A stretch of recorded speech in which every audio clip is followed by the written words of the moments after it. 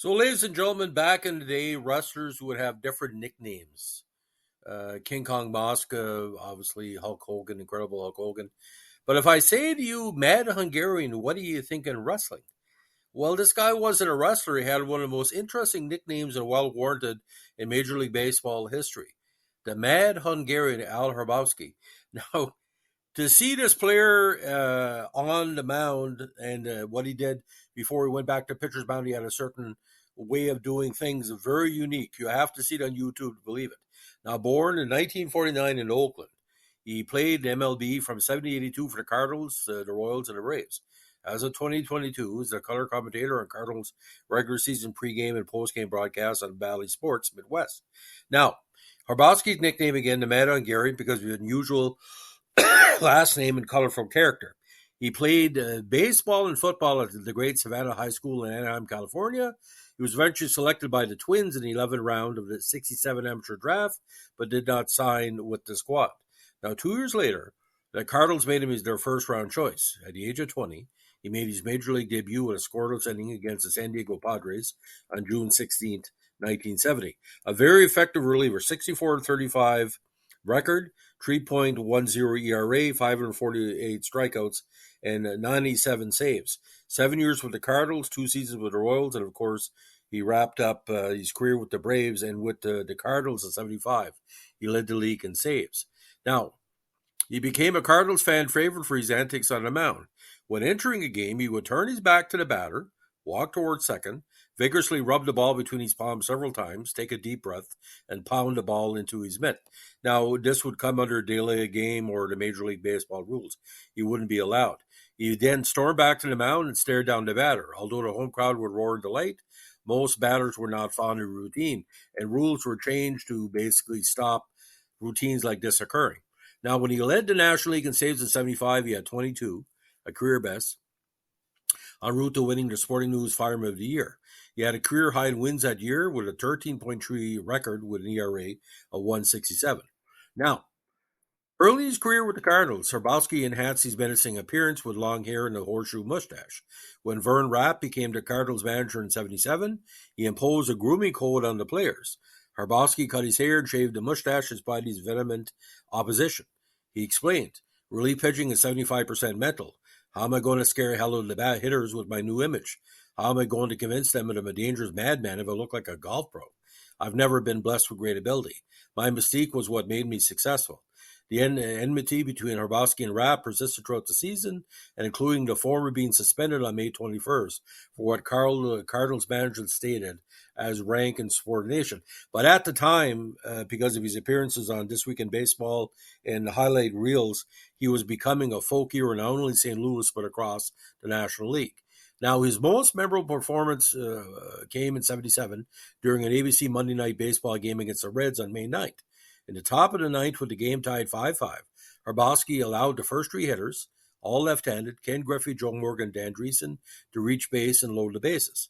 As Redberg's home crowd roared, Hrabosky went to the Mad Hungarian routine and proceeded to strike out right-handed power hitters George Foster, Johnny Bench, and former ex-Roll Bob Bailey. The Cardinals went on to win 6-5 in a Ted Simmons home run in the 10th. Now, Hrabosky was eventually traded from the Cardinals to the Royals for Mark Littell and Buck Martinez during the winter meetings in December 77.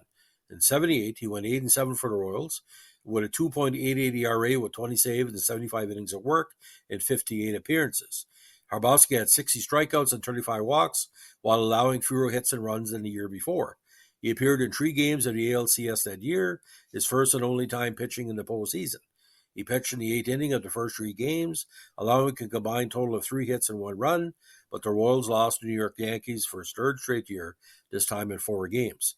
Now, in the following campaign, he went 9-4 with a 3.74 ERA and 11 saves in 65 innings.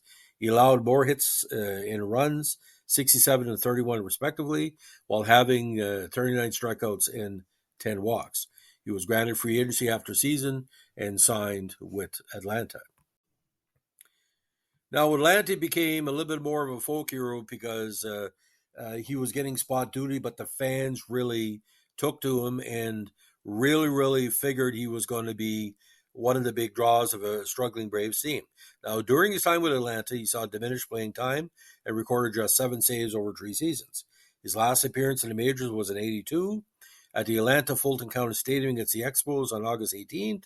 He pitched the final 2 innings of a blowout, allowing 4 runs on 4 hits with a strikeout and 2 home runs by Andre Dawson and Tim Wallach, allowed in a 12-2 loss. 12 days later, he was released by the Braves.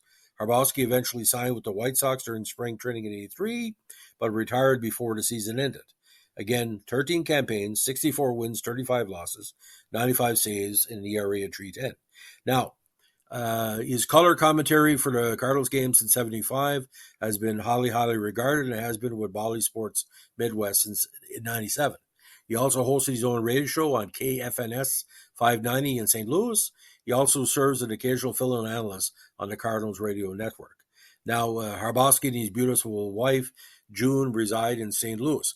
But what really stands out for me, ladies and gentlemen, he wasn't the most physically imposing athlete. If anything, he was extremely dedicated to the game. Now, I would basically say for what talent he had, he made the most of it. And that's why I was respect. Like most relievers at the time, Goose Gossage, Jeff Reardon would blow saves on a, not say a frequent basis, but on a regular basis.